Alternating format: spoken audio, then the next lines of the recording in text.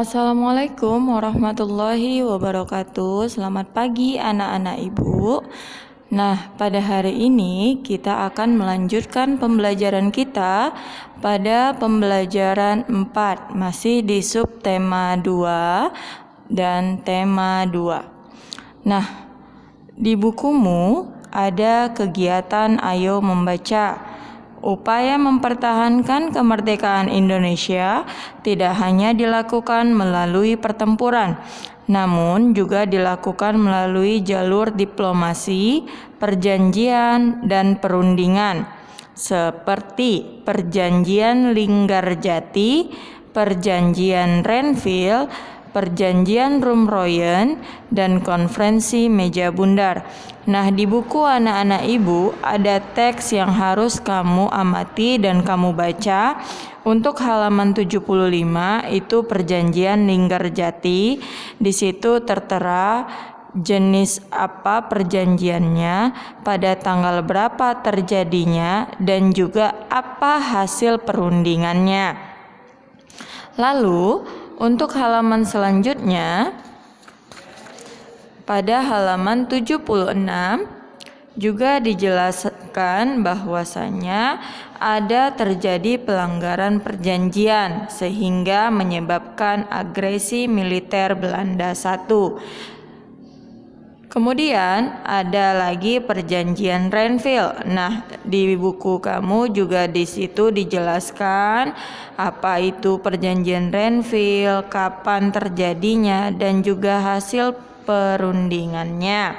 Setelah itu silahkan dibaca kembali bukumu halaman 77, ada Perjanjian Rumroyen dan juga Konferensi Meja Bundar. Sama seperti teks sebelumnya, di situ juga tertera keterangan yang kamu butuhkan untuk membuat pertanyaan pada diagram yang tersedia di halaman 78. Nah, di sini kamu diarahkan untuk memilih salah satu ya, setelah dikelompokkan ke dalam grup. Namun karena kita terbatas dengan kondisi kita yang sedang belajar daring, maka kita akan pilih ya. Kita pilih misalnya saja Perjanjian Rumroyen ya. Ibu akan pilih Perjanjian Rumroyen. Dan kita mau membuat apa? Kalimat tanya apa? Apa yang terjadi pada tanggal 14 April 1949 sampai 7 Mei 1949? Tanda tanya. Nah, jawabannya sudah ketemu ya. Kemudian untuk pertanyaan siapa? Sudah bisa kita cari di sini. Siapa yang memimpin delegasi untuk Perjanjian Rumroyen? Di sini juga ada jawabannya. Kemudian, mengapa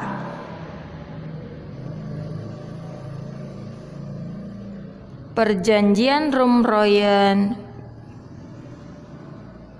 dilaksanakan atau bisa terjadi ya, juga bisa kamu temukan jawabannya. Ini untuk menyelesaikan beberapa masalah mengenai kemerdekaan Indonesia ya. Lalu bagaimana proses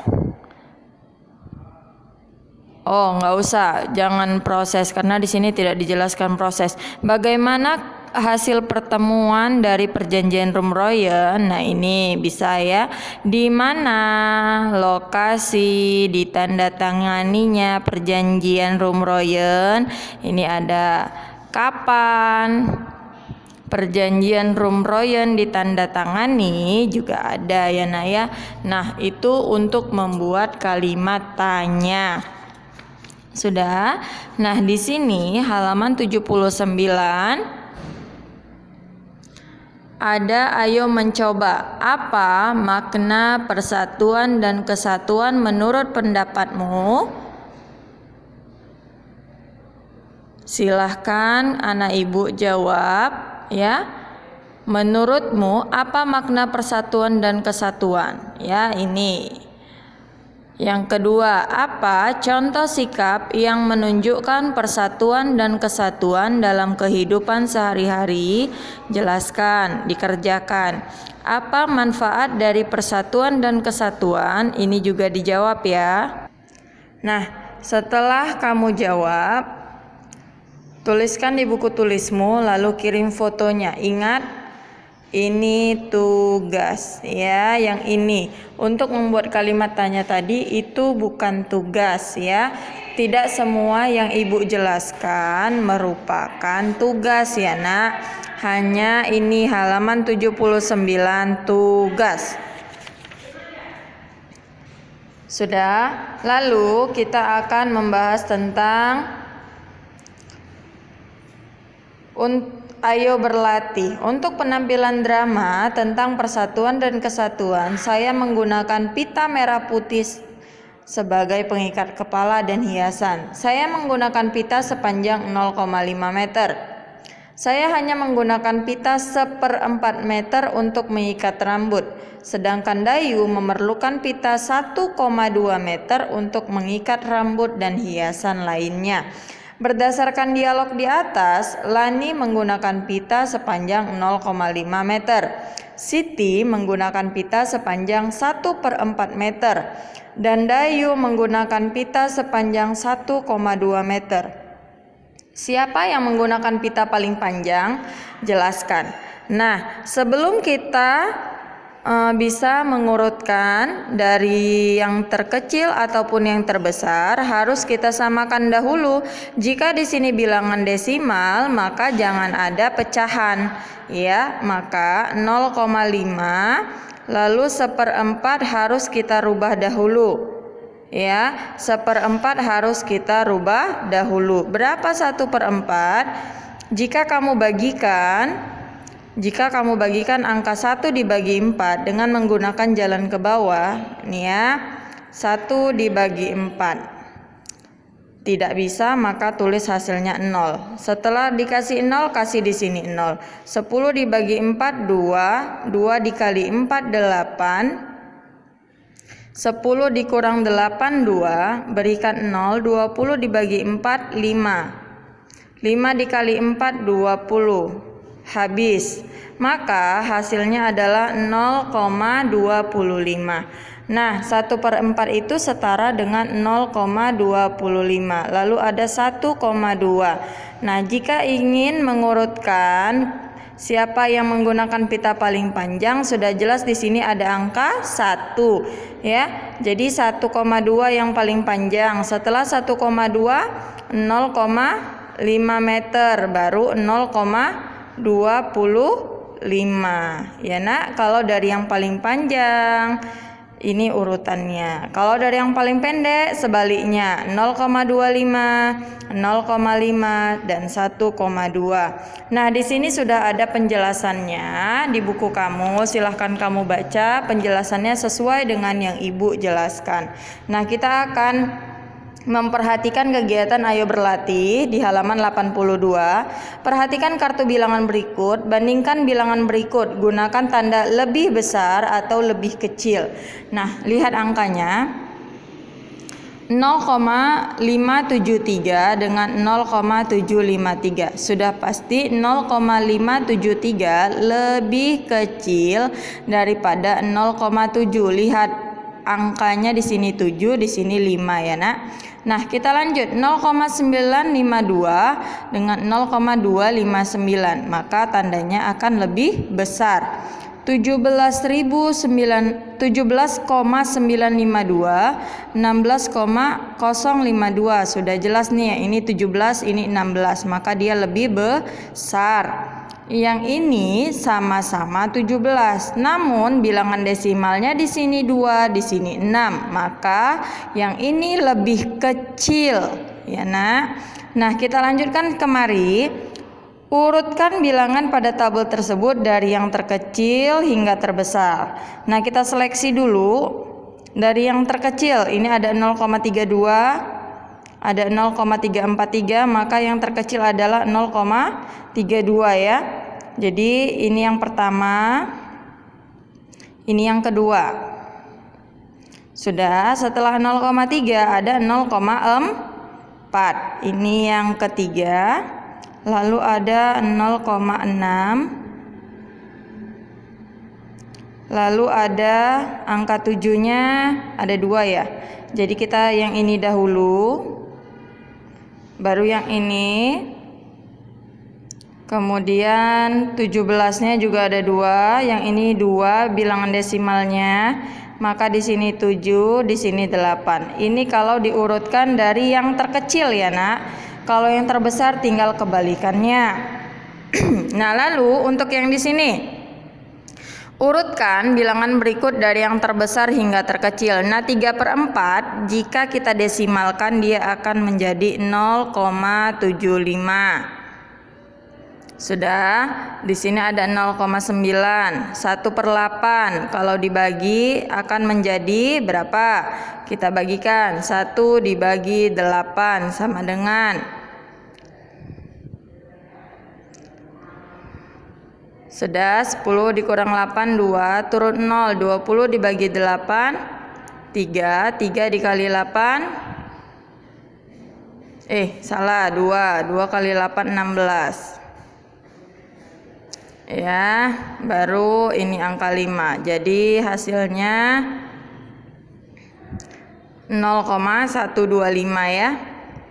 Di sini 0,125. Nah, kita lanjut, di sini ada 0,6. Di sini ada pecahan campuran, kita rubah dulu ke pecahan biasa. 8 dikali 1 ditambah 1, 9/8. Baru kita rubah ke bilangan desimal. 9 dibagi 8 sama dengan 1. 1, 2, 5. Habis. Nah, hasilnya 1,125.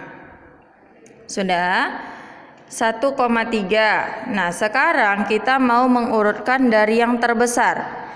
1,3, 1,125, ada 0,6, ada 0,125, ada 0,9, ada 0,75. Maka ini yang nomor 1, lalu ini yang nomor 2, iya kan? Lalu ini yang nomor 3, 0,9. Lalu kita lanjutkan di sini nomor 4. Ini nomor 4, 0,75, baru 0,6. Lalu yang terakhir. Sudah jelas ya. Jadi pembelajaran tema sudah habis ya, tidak ada tugas untuk tema. Hanya yang tadi yang Ibu jelaskan tadi ada tugas 3 pertanyaan. Nah, kita akan melanjutkan ke matematika. Silahkan buka buku anak Ibu ke halaman 46. Di situ ada sifat identitas. Ya, sifat identitas. Kemarin kita sudah mempelajari sifat komutatif dan sifat asosiatif pada penjumlahan ya. Nah, hari ini kita akan belajar sifat identitas. Nah, apa itu Bu sifat identitas? Nah, lihat di sini. A ditambah 0 sama dengan A, atau 0 ditambah A sama dengan A. Jadi semua angka yang ditambahkan dengan 0 maka hasilnya angka itu sendiri. Atau semua bilangan yang ditambahkan dengan 0 maka hasilnya bilangan itu sendiri. Ya, nih contoh, 8 ditambah 0 sama dengan 8, atau sebaliknya 0 ditambah 8 sama dengan 8. Itulah identitas. Ini dia ya, identitas ya nak ya. 10 ditambah 0 sama dengan 10, atau 0 ditambah 10 sama dengan 10. Ini berlaku pada penjumlahan. Nah, itu saja pembelajaran matematika kita pada hari ini. Jangan lupa tugasnya tadi ada di tema 2. Tugasnya tadi ada di tema 2. Pembelajaran yang keempat, halaman 79 ya. Ini Ibu buka kembali ya. Ibu mau tahu kamu memahami makna persatuan dan kesatuan berdasarkan teks yang telah kamu baca atau tidak ya. Silahkan kamu jawab halaman 79. Itu saja tugasnya. Diharapkan mengirimkan absensi sesuai yang Ibu arahkan kemarin ya. Itu saja pembelajaran kita pada hari ini. Assalamualaikum warahmatullahi wabarakatuh.